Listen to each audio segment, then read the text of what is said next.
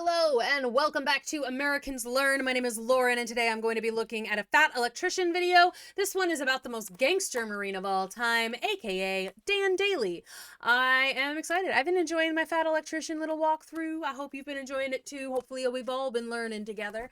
And I will be continuing to react to various Fat Electrician videos. If there's a favorite one that I've missed, go ahead and let me know. And don't forget to show him some love on his channel too. I think he's got some pretty good merch happening. So, let's watch about Dan Daly.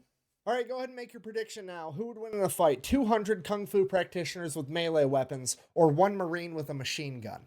I'm gonna guess one Marine with a machine gangster gun. Marine ever. A man so remarkable that General Lejeune himself would declare him to be the most outstanding Marine of all time. A man that was so fierce on the battlefield that General Smedley D. Butler, one of only 2 Marines to ever receive the Medal of Honor twice, would declare him to be the fightingest Marine he ever knew. Ladies and gentlemen, the only other Marine to receive the Medal of Honor twice, Sergeant Major Dan Daly. Born in New I mean, he definitely looks like somebody who's a badass. York on November 11th, 1873, Dan Daly would grow up competing as an amateur boxer as well as working as a paperboy. And while working as a paperboy might seem like the useless details you throw in at the beginning to humanize the main character, in this case, it's anything but, because him working as a paperboy would create a butterfly effect through time that would change the US military as a whole. You see, you gotta remember that this is the late 1800s and information and news didn't spread the same way it does today, so working as a paperboy back then meant that he always got the newspaper, meaning that he had more information at his fingertips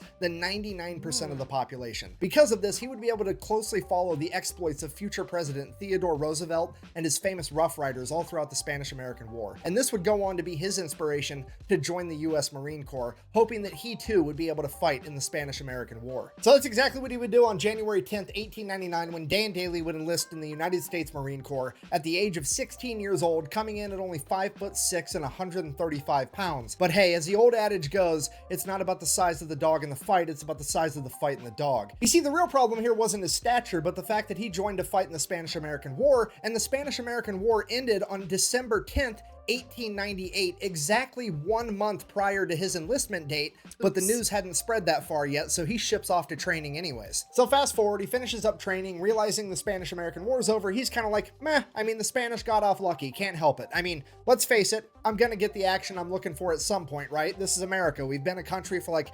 124-ish years at this point, and we've been not in armed conflict for all of like 45 seconds at this point. Surely something's gonna pop up soon. So he ends up getting put on ship duty over in the Asiatic fleet.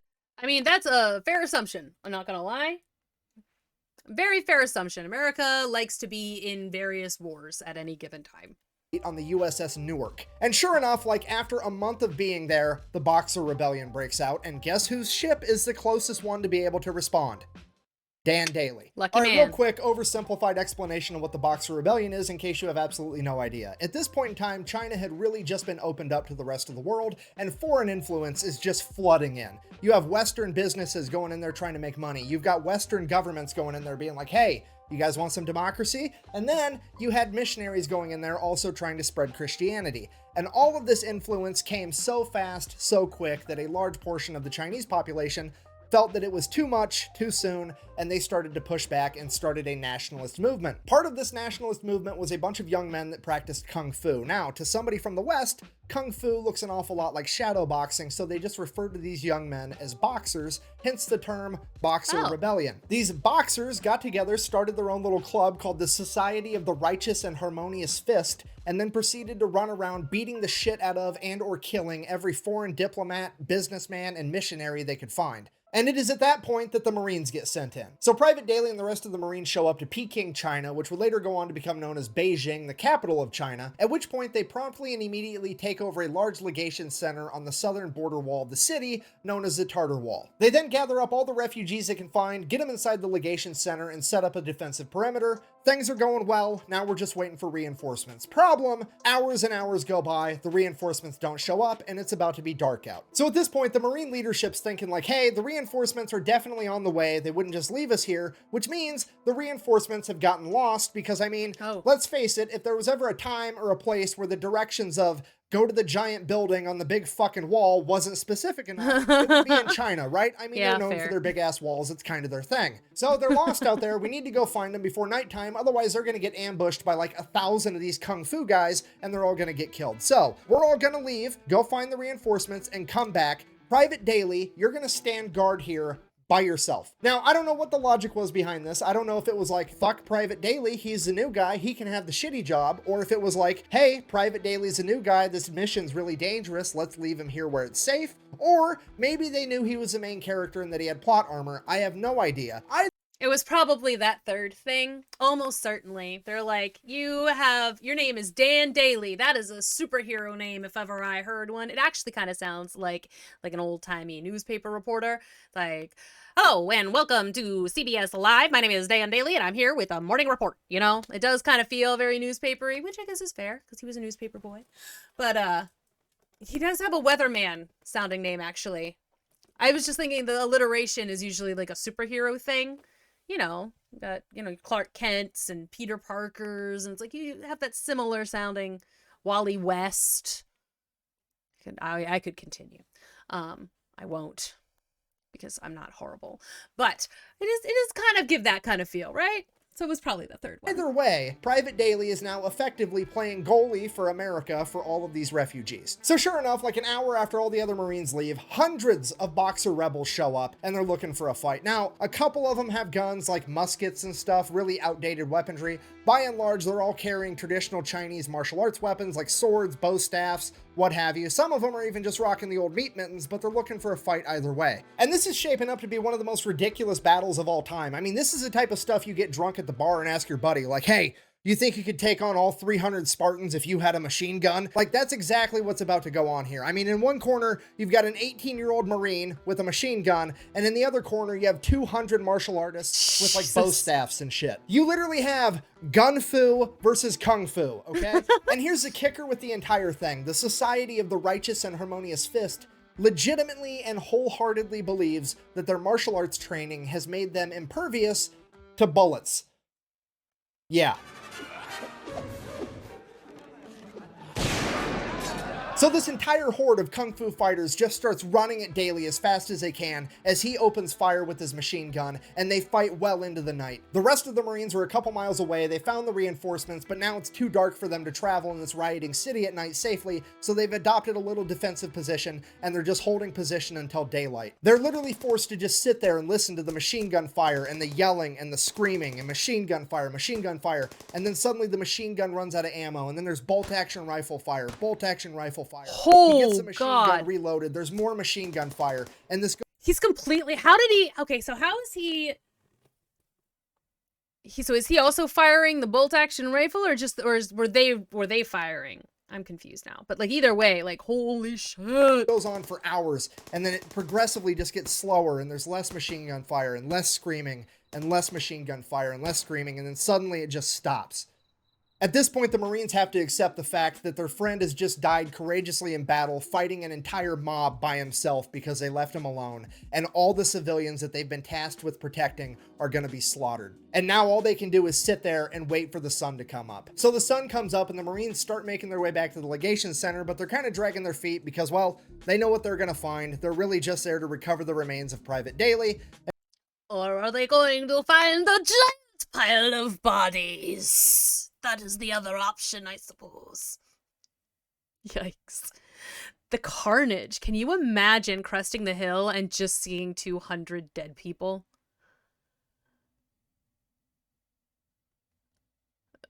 It would feel like a zombie movie. And make sure that those are taken care of. And they start making their way there. And as they get closer, they're like, man, Private Daly really took out a lot of these guys. That's impressive. And they get closer and like, holy shit. He took out a ton of these guys. This is the most aerodynamic mass grave I've ever seen. And they get to the top of the wall, and there's Private Daly smoking his pipe, leaning up against his machine gun, and they're like, holy shit, you made it. He's like, yeah. I mean, I feel like that would have to mess you up, though, at least a little bit, right? You just killed 200 people in one night. And yeah, granted, they were coming to kill you also. But I feel like even if I killed somebody in self-defense, it would still mess me up a little. Like, you know, it's like one of those, well, it had to be done. And like, you know, especially if it was like, I was also protecting people. It's like, you know, it had to be done. There wasn't another option, but you still, I don't know. I feel like that would still mess me up. This is like reason number 80,000 why I could not be in the military. It's like, I couldn't, I would not be able to, I don't think I couldn't do it, you know. More power to, you know, people who are able to fight for freedoms and all of that, but there's no way that I could be in the military. I can't even imagine killing one person in self-defense, or maybe possibly in defense of, I mean, I can imagine doing it, but I can't imagine it not messing me up forever. Yeah, why wouldn't I? Well, we heard the machine gun stop firing and we just assumed that you'd been killed. He's like, no.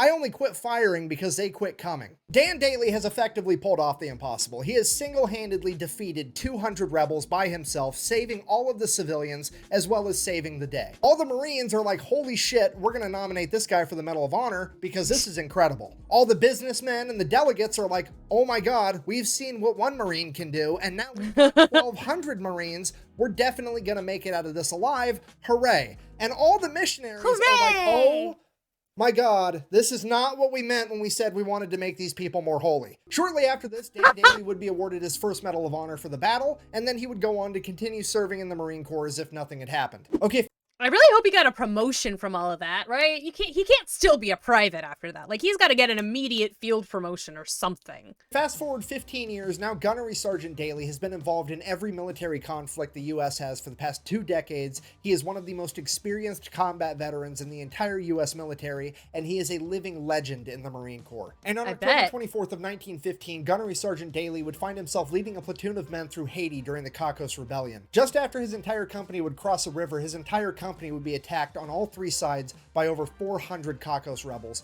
forcing them to retreat back into the river. And while doing so, the horse carrying the crew-served machine gun would be shot and sink to the bottom of the river, as the remaining Marines continued to cross the river before adopting a defensive position to repel the attack until nightfall. It is now pitch black outside, and Gunnery Sergeant Daly knows as soon as the sun comes up, they are going to get attacked again, and the only chance they have is to get that machine gun back from the bottom of the river. So he takes off by himself in the dark of night, goes all the way back to the river, and just begins diving to the bottom of the river, trying to find this dead horse with a machine gun strapped to it. And after hours of trying, he finally finds this horse, manages to go down, untie the machine gun, come back up for air, go back down again, getting pieces, ammunition, the gun itself, the tripod. He gathers up all of this stuff, gets it out of the river, and then straps it to his back and carries it back to his men. Bear in mind, that is over 200 pounds of equipment, and this guy is 5'6", 135 pounds, but he gets it done anyways. Now, I would imagine he would have gotten a little bit stronger. He would have gotten a little bit bigger, maybe. Just a little in the past 15 years. Maybe, you know, more muscle. But yeah, no, absolutely not. Yeah, I could never. Shocking, I know. 200 pounds, couldn't handle it. Nope. I can't carry 200 pounds. There's no way. No way. Marines believe in a couple things when it comes to a gunfight. Number 1, bring a gun. Number 2, bring friends with guns. Number 3, decide to be aggressive enough, quickly enough. If you're not picking up what I'm putting down, I'm trying to tell you that he is not about to use this machine gun for self-defense. He's about to use this machine gun for self-offense. First thing in the morning, he gets his men together. They launch an attack first, scattering the enemy into the jungle, retreating, and Daly has effectively saved himself and all of his men, earning himself his second Medal of Honor. Fast forward 2 years. Him and these machine guns, yo. Don't, if you're the enemy, don't let him get a machine gun, because you're gonna die. June 1st, 1917, it's World War I, and Daly is now a first sergeant, leading an entire platoon of young, inexperienced Marines into the Battle of Belleau Wood. If you don't know the Battle of Belleau Wood, the Germans are just rampaging through France, making a beeline right towards Paris. And at Belleau Wood, the US Army, the Marine Corps, the French Army, and the British Army all get together to stop the German military in their tracks. Now, this made it not only a strategic battlefield, but a symbolic battlefield, because how dare you stop the mighty German military? Now they're going to hit back twice twice as hard just to prove that it was a fluke. Because of this, right after they stopped the German military on June 1st, the French military is like, okay, we stopped them, let's take the W and head back to Paris and we'll fight from there. We don't want to get slaughtered in this wood line by the Germans because they're pissed. And it is at this point that the Marine leadership famously responded by saying, and I quote, "Retreat? Hell, we just got here." And then the Marine Corps pretty much dons their gas masks, fixes bayonets, and proceeds to fight their ass off for the next 26 days straight. Okay, here's what I need you to understand. On paper, the Marine Corps should absolutely not win this fight. They are both outnumbered and outclassed. The German military is one of the most veteran fighting militaries on the planet at this point in time, and the Marine Corps is primarily comprised of a bunch of 18-year-old kids that have never seen combat. However, but there, on the other hand, it's a bunch of 18-year-old kids who have never seen combat that feel, and they just had this big victory. You feel kind of immortal at that point. Like, as a kid, you don't think about the things that can hurt you. So it's like, you're just gonna go, right? Like, that's part of the danger, really, in a lot of times when you've got young kids in combat, because they don't think they're gonna die, you know? They're like, I'm fine. I got this. I'm strong. I'm fast. I've got training. So it's like, I can see it's like, they shouldn't win because they're, but they also are fearless, right? And like, that's also one of the stereotypes of like the Marine Corps too, is they're just like lack of fear. So, I feel like I could see them, I might be scared. If I was a German, I might be, oh, fuck me. One of those. Leading those 18-year-old kids is a bunch of fucking badasses like Dan Daly. Okay, this video started with him being a paperboy from New York. He is now a 45-year-old man with 2 medals of honor that has been in the Marine Corps since he was 16 years old. This man is a grizzled veteran that has been there, done that, and has a t-shirt, and he is about to don his plot armor and fuck shit up. So the Battle of Bellewood kicks off on June 1st. Pretty much immediately, First Sergeant Daly's lieutenant gets shot, and he is now out of the fight, okay? Okay, if you don't know what that means, the officer is the one guy on the battlefield that sort of kind of pretends like he gives a fuck, and he is now gone. The regulator is off the war machine, and First Sergeant Dan Daly is now in charge of his entire company, unopposed. Fast forward, June 5th, German artillery strikes the ammunition depot, lighting everything on fire. Dan Daly leads his entire platoon in, sets the fire out, prevents all the ammunition from exploding, saves the entire battle. Fast forward 5 days, June 10th, the German machine gun squad would try to advance on Daly's company. Daly would get up by himself with nothing but 3 frag grenades and his Colt 1911, using the 3 grenades to disable the machine gun before approaching, shooting their commanding officer, killing him, and taking the other 14 Germans as prisoners of war. See, he knows about the machine guns. He's aware about he's like, oh, I know what I can do with a machine gun. I'm not risking him doing it with it. I love that. That's character development. Fast forward a couple of hours, still June 10th, Dan Daly looks around at the faces of the young men that he's leading through this battle, and they're looking tired. They're looking like this is the worst time of their life, and it is at this point that Dan Daly decides that he needs to get aggressive enough quickly enough. This battle's effectively been a stalemate for the last 10 days, and he's had enough of this bullshit, so he gets up, walks right out into the open in this wheat field that's functioning as no man's land between the Marines and the Germans. He looks at the Germans' line, turns around, looks at his Marines, and yells, "Come on, you sons of bitches, do you want to live forever?" before charging at the German line. Oh my god.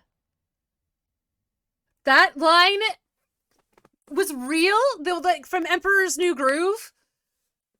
Where like the lizard guy goes, "Come on, man, nobody lives forever." Was that based on this?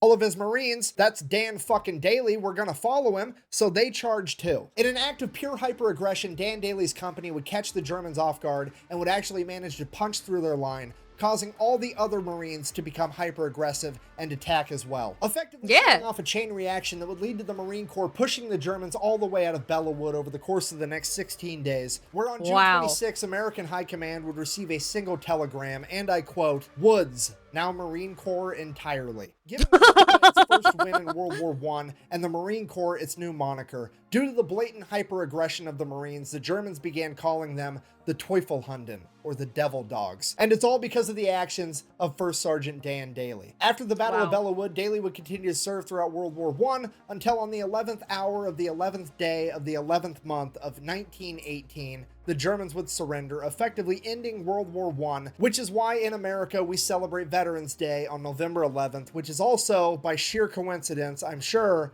Dan Daly's birthday. The guy's the main character. I don't know what to tell you. So then He really is! like the badass at the Battle of Belleau Wood, he gets put up for yet another Medal of Honor, potentially becoming the first man in American history to pull off the Medal of Honor hat trick, getting the three-peat. Absolutely everybody that was there that day all signs off on it. His men, his chain of command, they do the paperwork, they send it off to DC to get this man his medal. Then the political side is like, no, absolutely not. We don't care if he earned it or not. It's not about getting what you deserve. It's about doing what we think is fair. And we don't think it's fair that he should get 3 medals of honor. So we're just.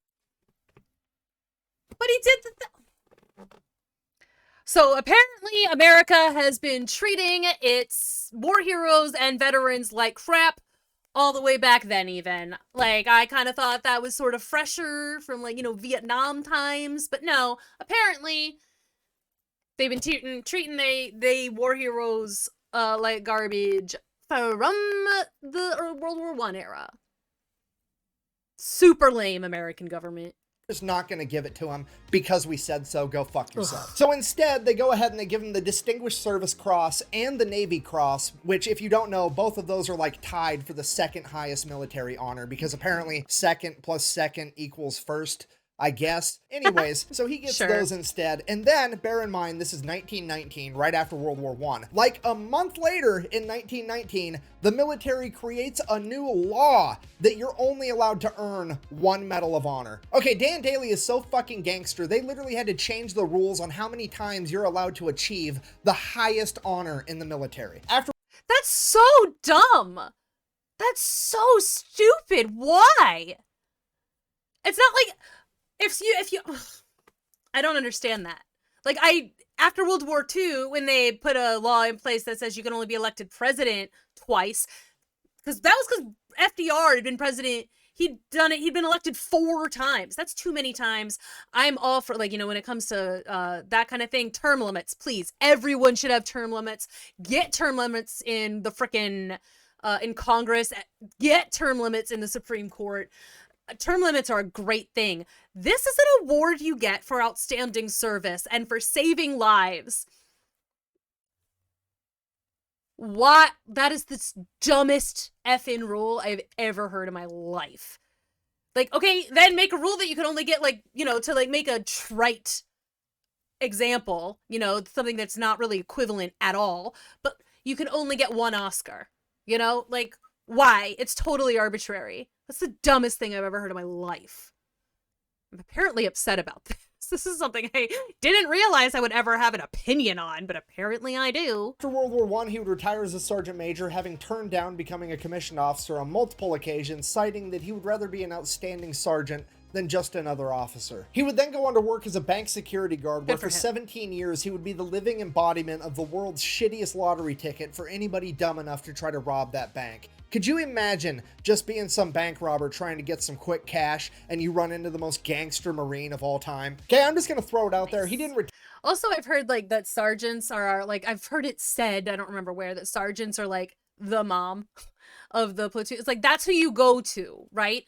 To, like, as a enlisted man, you go to your sergeant if there's something you need, or, like, because they're the go-between, right? This is what I've heard. I don't know if this is true, but if it is true, then it's really sweet that he wanted to be the sergeant, because you're still on the ground and you're the person who is trusted with the lives and comfort of your men. I think that's really nice.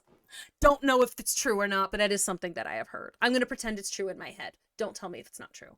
I want to believe this. Retired from being a bank security guard until 1936, and John Dillinger's bank robbing spree was from 1933 to 1934. So for a couple of years there was a significantly greater than 0% chance that the world almost got the ultimate clash of the bank robbing gangster and the most gangster Marine to ever live. And I'm going to go ahead and write that down in my book as the coolest thing to never actually happen. Yeah. In conclusion, Mark Twain is frequently accredited with the famous quote, "It's not about the size of the dog in the fight, but the size of the fight in the dog," when in reality it wasn't Mark Twain that said that first. It was actually Dwight D. Eisenhower, 5-star Army general and the 34th president of the United States, somebody that would have known good and well who Sergeant Major Dan Daly was. And I think that maybe, just maybe, he had that 5'6", 135-pound devil dog on his mind when he came up with that quote. Thank you for watching. Best way to support the channel is go buy some merch Cute. at thefatelectrician.com. Quack bang out. I cannot believe that my favorite character from Starship Troopers is actually based off Dan Daly, and I had no idea.